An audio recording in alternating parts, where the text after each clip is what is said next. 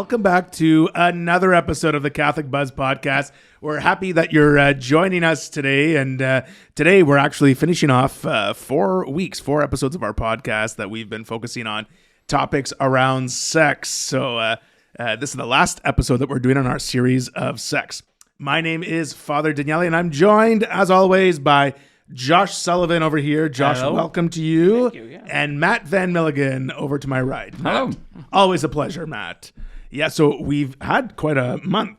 You know, we joked in the last couple of episodes, sex month on the Catholic Buzz, but we talked about the beauty of sex, right? Then we talked about violations, like things that distort the beauty of sex. Last week, amazing episode with Teresa Marie here, Matt, your lovely wife. And we talked about natural family planning and what the church allows for that. Exactly. And it was such a great conversation. Yeah. And this week, we're going to end off our sex month talking about something that is really plaguing the world. It's a pandemic. It really is. I think it's one of the things that I like. It's one of the things that I don't think anybody realizes just how badly it plagues society. Yeah. So we're going to talk about pornography. Yeah. And we're going to talk about masturbation. And the Catechism of the Catholic Church actually mentions them both. Yeah. And so we're going to talk about those two things today. Yeah. So you were talking about statistics. So let's just talk statistics first before we say what the church says. So like most statistics on pornography, right, say that the average age of someone's first exposure to pornography is 11. Wow. 11 years old. Yikes. Okay, so that's most statistics that say that. However, okay, you know the company Bitdefender, you would know. Yeah. You know, it's an online security technology company, right? So Bitdefender has new research out, and they report that children under the age of 10 now account for 22% of online porn consumption for the category of under 18 years old. Wow.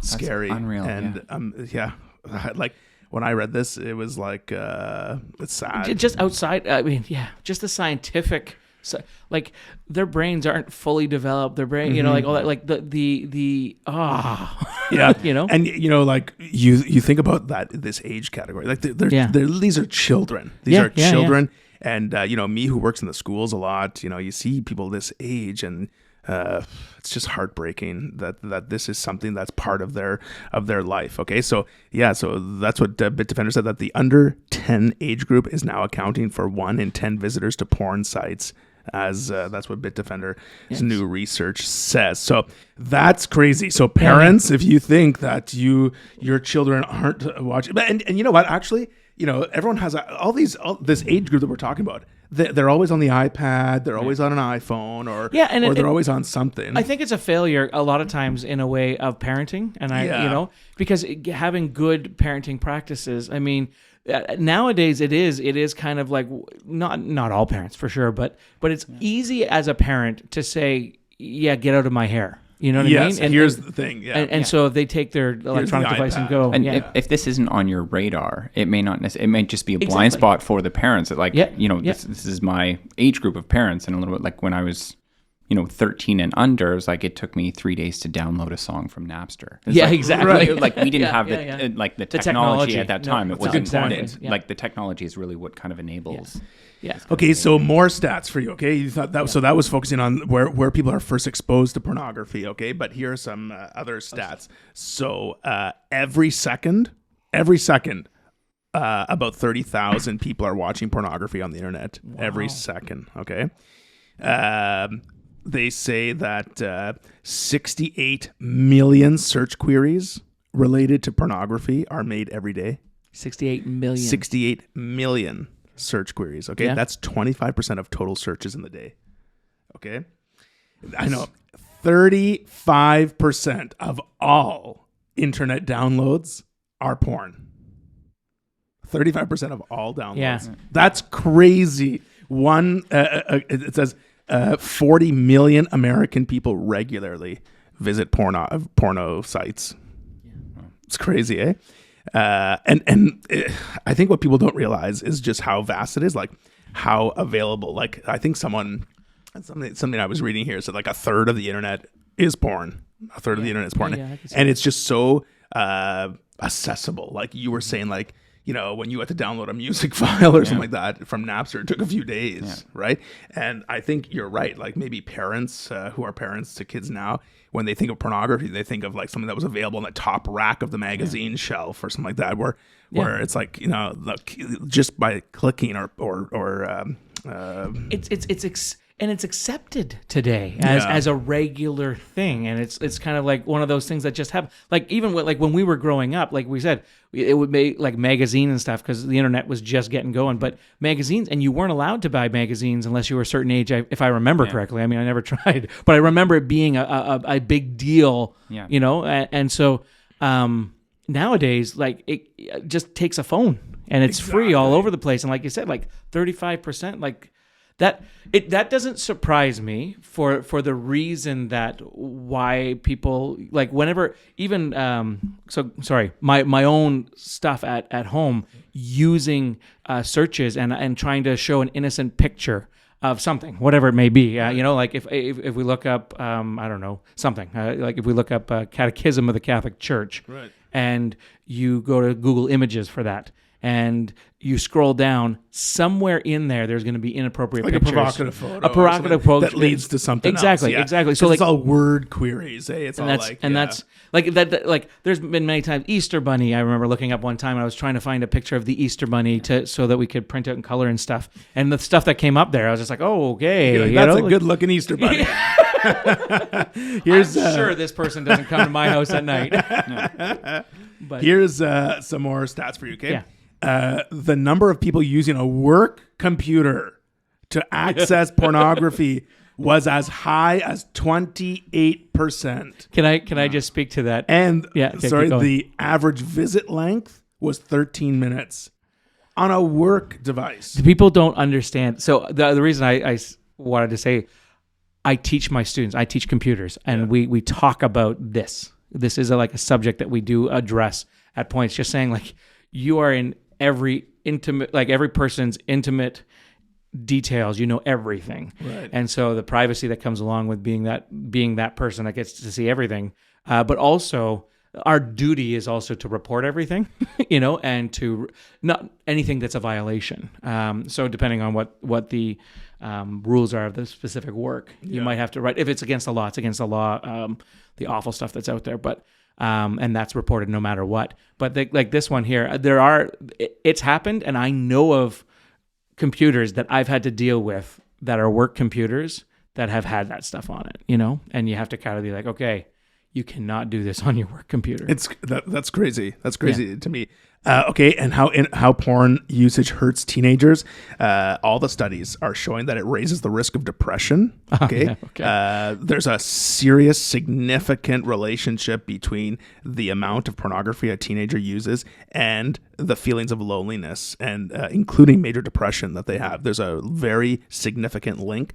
And it hinders their sexual development. So oftentimes they're learning, you know, they're in the pornography viewing stage while they're trying to figure out, like trying to handle their sexuality. They're going through puberty. All these things are happening, you know, so it hinders their sexual development as well. And I think a myth that's out there too, just to put it, because we're saying teenagers. Yeah. And some people, depending on where you came from and your background, where you came from, a lot of times I've heard this kind of talk, or growing up, this talk was always geared towards guys. Yes. Does that make sense? Yeah. And while that makes sense for reasons we'll get to, I'm sure. Yeah. It also affects a large percentage of women. Sure. In America, the stat is 1/3 of porn viewers or users are women. Are women. Yeah. So there you go. Like it is a I don't want to say market. It's a big. Women that suffer with this are not alone. It's not, you know. So obviously, today we're talking about pornography and masturbation. You know, often the two are linked. And you mentioned that it's like a teenage thing, but like there's adults that are using pornography. Yeah. People who are in marriages, you know, in every walk of life that have such access to pornography. Yeah. You know, so the Catechism of the Catholic Church. Let's go there because it's so beautiful and this teaching, like this teaching. about pornography and masturbation. You know, like before even pornography was so accessible, like it is today. So if you're following along, it's let's do pornography first on 2354. That's Catechism of the Church 2354. So it says pornography consists in removing real and simulated sexual acts from the intimacy of the partners in order to display them deliberately to third parties. It offends against chastity because it perverts the conjugal act, the intimate giving of spouse to each other. We talked about this. Yeah. Like this kind of just falls into a couple episodes ago when we were talking about the sins against sex. It does grave injury to the dignity of its participants, the actors, the vendors, the public, since each one becomes an object of base pleasure and illicit profit for others. It immerses all who are involved in the illusion of a fantasy world. It is a grave offense. Civil authorities should prevent the production and distribution of pornographic materials. Wow. Kind of straightforward there. Very straightforward and such truth there, right? It does grave injury to the dignity of all of its participants, like obviously the actors involved, but those who are involved in just the industry as well. Like there's a dignity that's just... perverted, for lack of better words, I guess. It's taking like to bring it back to what we talked about, sex being the act between two people, married couple that give themselves wholly to each other.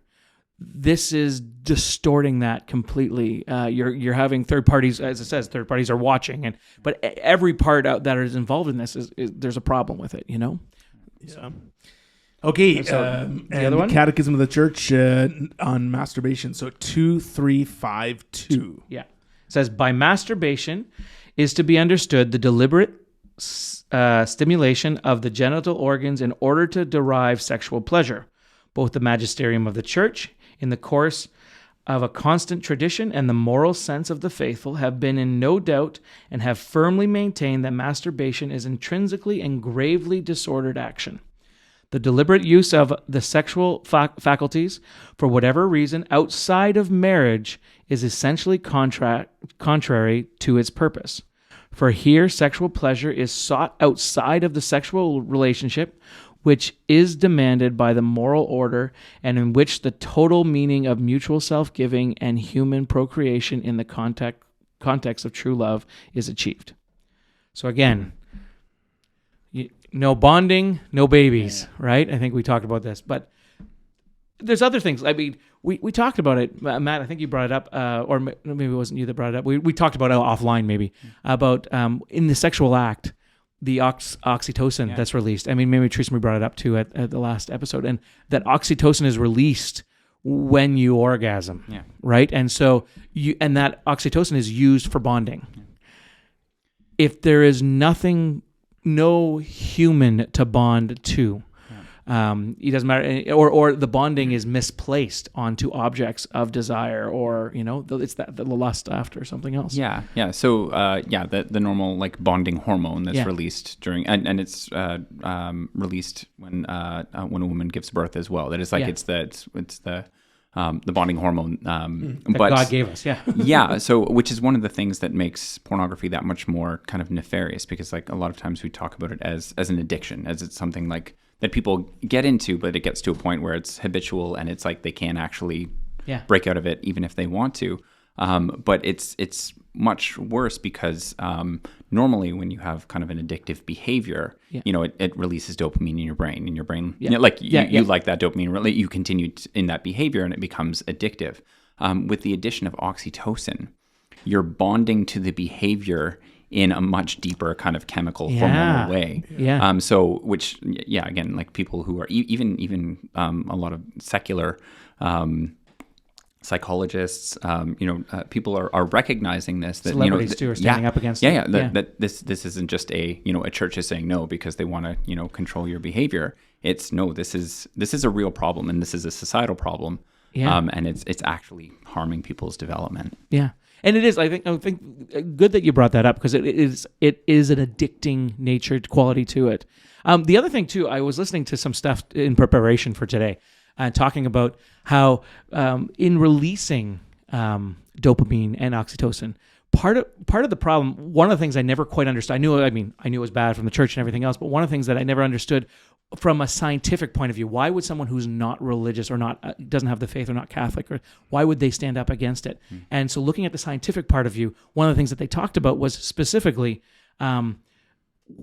because we get dopamine from other places, and we get dopamine from eating, we get dopamine from exercising, we get dopamine from all the pleasurable stuff in life that we get dopamine from.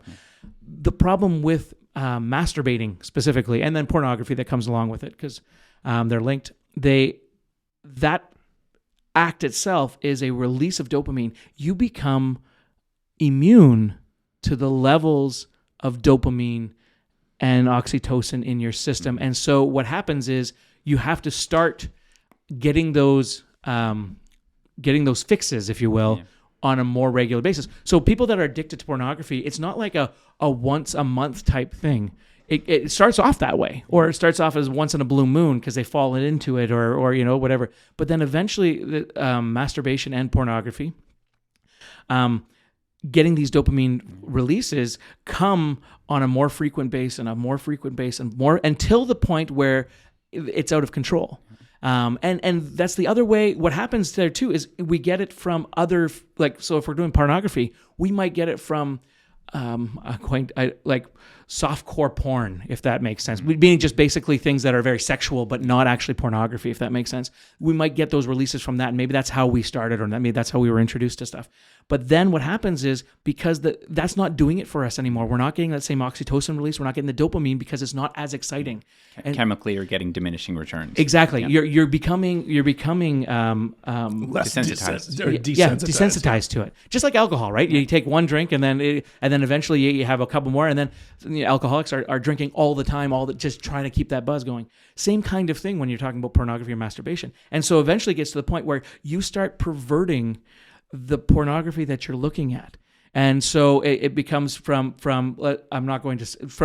just say what you would do in the sexual confines of marriage, to outside what was allowed by the Catholic Church, to even then bizarre and twisted and disgusting different pornography. And if you find yourself going down that road, that's why. It's a chemical thing. You're becoming more, you have a problem. You need to stop that. You're hurting yourself, and that is something that you have to kind of stand up and go, okay. So if you're hearing this now for the first time, you go, oh, I either I understand that because I've been down that road, or I see what's going on here. Oh, stop it. You need to stop it, because that fix doesn't get better, doesn't get easier. And then on the other side, the other side that happens, it also then diminishes your dopamine levels for anything else. Yeah. So you're not exercising as much as you wanted to before, because exercise isn't giving you the dopamine fix that it used to. You don't feel good when you're exercising anymore because it's just gone. The food you're eating, you either got to eat a lot more food to get that same dopamine fix, or you don't eat, or you're not eating because it's just not giving you the fix. You know what I mean? So you start going one way or another. And so all those pleasure, it distorts not only your sexual life, if that makes sense. It distorts every other part of your life. Yeah, you're right. And I thought you were going in a different direction. What you said is true. But also when you do, if this is someone's kind of developmental track in how their kind of sexual psychology is developed, when they do enter a monogamous relationship, when they do enter marriage, they don't have that kind of initial chemical starting point that they've already spent their kind of diminishing returns on all of these kind of what turns them on, if you will, what when they can achieve it, is so bizarre and twisted that the regular acts are not going to do it for them anymore. But what should be that initial kind of bonding at a chemical level has already been, in a lot of ways, kind of been spent. Yeah, and twisted. Yeah. So let's, so we have these stats, we have what the church says, Now, the statistics show that, a good percentage of people are viewing pornography, right? And you mentioned a good thing about addiction, so there are people who are addicted to pornography like that. It's absorbing, it's affecting their way of life. And they might not realize it until maybe just now, or they slowly are seeing the distortion happen. You know what I mean? Right. But I don't want to just say, because there are some people out there who will say, well, I'm not addicted to pornography, so it's not a problem for me. So I can still use it once a month or it's not twice like alcohol. a month or whatever it is, right? I want to make it clear that, I really, to go back to what you were reading from the Catechism of the Church, the deliberate stimulation of the genital organs, the deliberate stimulation of the, we are forcing them to work in a way outside of how they should. We're deliberately stimulating them to work outside of what, like that in itself, but you have to look at also the effects that it has. The clear thing is, if your parents listening to this and your young people are in their rooms all the time, don't be fooled. Like there's a reason they're in their rooms all the time. And it affects their way of life. It affects their social skills. It affects what they think about. It affects how they view people. It affects how they interact with people. But that's not just teenagers. No, it's young adults. It's adults. Yep. Pornography has, look at the studies that say what the effect of pornography has on our brains. Right? Yeah. Like it's crazy. It's very like the chemical highs and everything else are very similar to like you're not only distorting the chemical highs and everything else. You're not like you're just taking a drug, but also your social interactions, as you're saying, because you're not only now you're everything you're thinking about, because your world is revolving around this kind of thing. Now everything becomes a different, like, I think back to when I was a younger kid, okay, and teenager, whatever else. And the first time my wife, let's use her, the first time my wife and I, we brushed hands. Ooh. You brushed hands. We were like 16 or I know, we were 16 or 17, and our hands brushed, and the excitement that I felt at just that touch, like the intimacy. Not the arousal, the intimacy that was felt at that time. Nowadays, like that's lost a lot of times because you've already had much more exposure, I guess, to other things. Sure. One of the other things that people don't realize, and we kind of we were bringing this up on a family chat, was just with TV and video games and all of that. But this is where it loops into pornography specifically. When we watch TV and we watch video games, or we're on the computer, one of the things that we see is when we're watching live action war, let's say, or we're playing war in a video game or whatever, our bodies as humans, our brains interprets that and puts us into the situation. And so our brains are putting us into that war. And so it's exciting for us. Our hearts are racing. Or if you're in a horror movie, you're jumpy at that time or whatever. And then so if we turn that into now pornography, you're doing the same thing. You're putting yourself as if you're standing in the room, or that you're committed to the act, or whatever the case may be, that you're there. And so right away now, when it happens for real in the confines of marriage, it's no longer special. It's no longer like you've had numerous sexual partners in the way that your brain functions. It's like, okay, this is just another naked person. You know what I mean? To me, like it's not like you were saying before. Yeah. And I heard someone speaking a few years ago saying that like this, like it's a problem in and of itself. He's like, but this becomes a real problem when it's taken out of that context. So he's saying that like pornography becomes even more of a problem when you're placing yourself in those scenarios, when you start becoming interested in the storyline, which was a really strange way of putting it, because like the pretext for every the joke of pornography is that everyone around them is sexually available all the time. Yeah. But when you take, again, if looking at the way that pornography kind of rewires your brain, if you're taking that to the world around you, it begins to affect. You become creepy.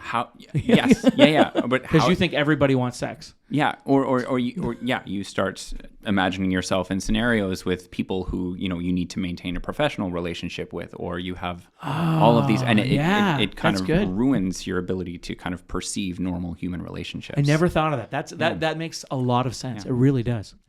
Okay, so I want to address to the shame that's associated with this, because now people listening here, it's like, okay, they watch pornography. They're masturbating. Even people in marriages and stuff that are still masturbating and things like that. So where do we go with that? Like, how do we begin to talk about it? There's a shame attached with it, but I think that in order to really overcome either masturbation or pornography is we have to get over the shame. We have to be able to talk about it. One of the most successful ways to beat an addiction to pornography or masturbation, sure, we have to recognize it. We have to want to change. There has to be willpower there, right?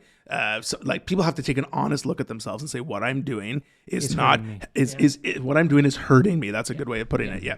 And one of the best ways that people overcome these things is with an accountability partner. Yeah, it's true. 100%. So if you're in a married relationship, to address that with your spouse, maybe you have a good friend, maybe you have someone that you feel comfortable talking with. Maybe it's a colleague or a sibling or something. An accountability partner where you can have those honest conversations where you can overcome that feeling of shame, right? That like works. So that's one of the ways. But you're right. You have to acknowledge the fact that there is a problem, right? That there is some hurt going on. Also, the other thing that we have to realize is it's not going to happen overnight, right?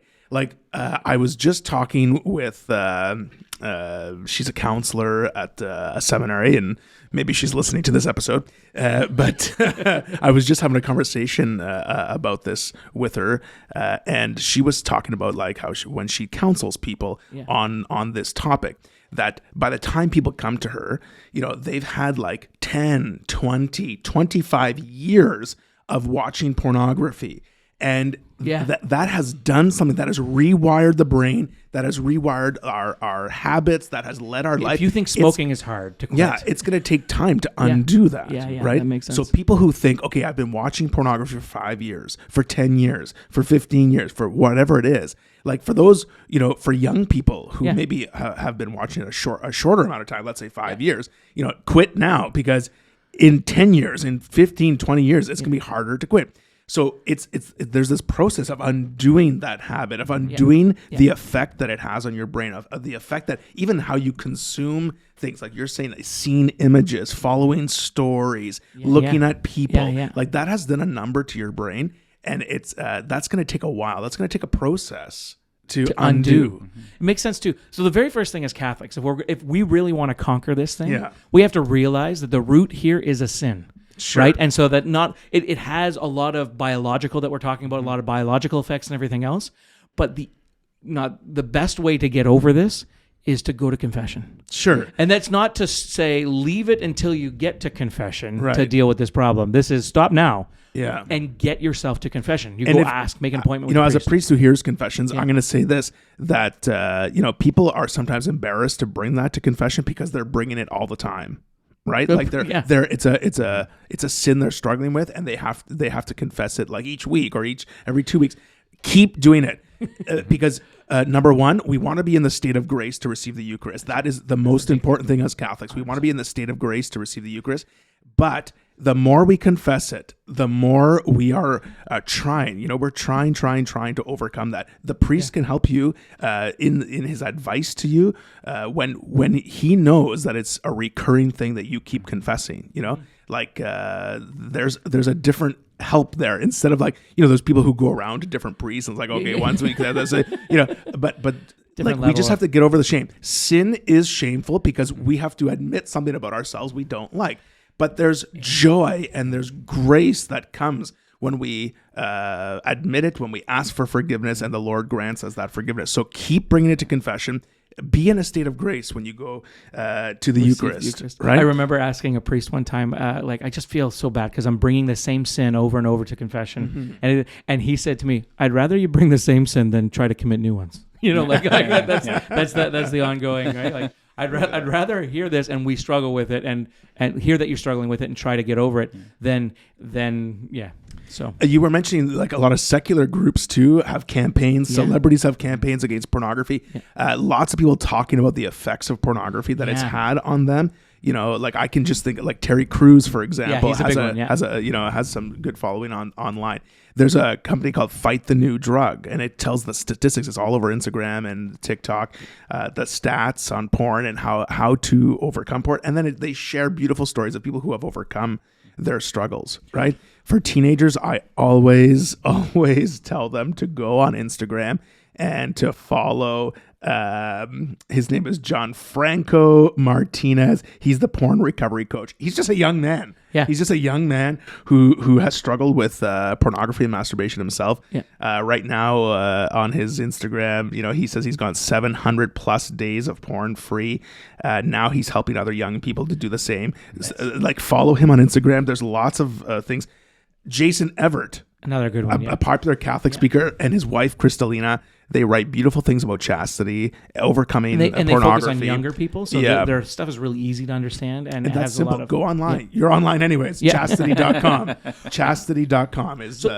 So those are ways of learning some stuff, but some of the other ways, first of all, start putting boundaries and rules. If your parents looking at this, start looking in our house, the devices, we don't have computers or phones in the bedroom. Right. And so we were talking about this not too long ago, how at my house, the kids leave their stuff normally downstairs.